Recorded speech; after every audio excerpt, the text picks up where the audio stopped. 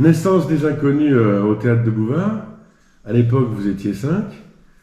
Et ensuite, qu'est-ce qui se passe? Parce que l'émission de Philippe Bouvard a duré une certaine période. Ça a duré une décennie. Ça a été très très long, mais vous n'avez pas fait la décennie. Non, mais plein de générations chez Bouvard, et vous vous êtes émancipé du théâtre de Bouvard assez rapidement au final. Oui. Et comment ça s'est passé là? Qu'est-ce qui a déclenché le fait que d'un seul coup, vous quittez le nid et vous volez de vos propres ailes, et comment ça s'est passé? On quitte le nid parce qu'on n'a pas le choix. Parce que Philippe Bouvard veut nous séquestrer, entre guillemets. Il ne veut pas que nous allions tourner ailleurs. Ce qui n'empêchait pas de rester dans l'émission. On aurait pu faire un tournage, soit individuel, soit en groupe, et puis revenir dans l'émission, faire des allers-retours. Mais, conflit, un producteur, André Djaoui, vient nous voir sur le plateau. Il dit: j'adore ce que vous faites et j'aimerais faire un film cinéma avec l'ensemble de la troupe. Et alors... l'ensemble de la troupe, c'est tout avec Bouvard? Tout Bouvard. Okay. Toute l'équipe de Bouvard, toute l'équipe du théâtre de Bouvard. C'était le premier projet. Mais Philippe Bouvard entend les bruits de couloir, ça lui plaît pas. Il descend le producteur en disant que c'est un escroc, vous ne ferez jamais votre film, vous allez vous faire avoir, etc. Et on fait une rencontre avec le producteur et Bouvard. Quand même, on essaie, nous on dit mais on aimerait bien faire du cinéma, ce qui n'empêche pas de continuer l'émission. Et là, c'est vraiment le dilemme, c'est-à-dire où on fait le film, et on quitte l'émission, ou on ne fait pas le film.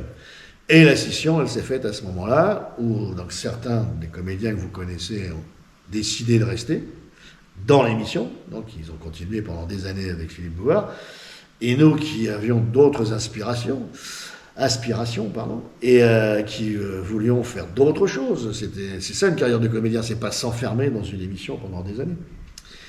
Eh ben, les 5 qui ont été cités, Didier Bourdon, Bernard Campan, Légitimus, Maïd et moi, on a décidé de quitter l'émission et d'écrire et de tourner donc le film qui s'intitule « Le téléphone sonne toujours 2 fois ». Mais on ne voulait pas forcément quitter l'émission, nous, c'était pas notre intention première. Notre intention, c'était de faire un peu autre chose. Mais on n'a pas eu le choix. On n'a pas eu le choix avec Philippe Bouvard, qui ensuite nous a mis des bâtons dans les roues pour faire peur aux autres, certainement. C'était son objectif, pour les empêcher de quitter l'émission et de faire cavalier seul, comme on l'a fait avec l'équipe des 5, qui ensuite s'est appelée Les Inconnus. Voilà. Okay. Et au-delà, et on va parler du film, on fera une séquence sur le film, mais il y a eu un moment de radio aussi. Ça, c'était avant ou après le film alors la radio, c'est venu après. Donc, après le film, nous avons monté un spectacle donc, avec le groupe. D'abord à 5, puis à 4.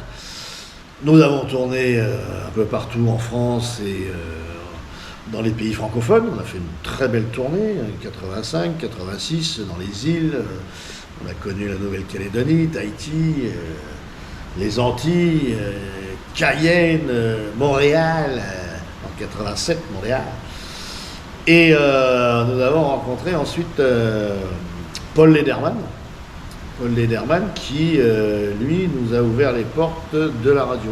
Pour répondre à cette question, donc ça s'est fait plus tard, puisque la radio, c'est 87, 88, 89.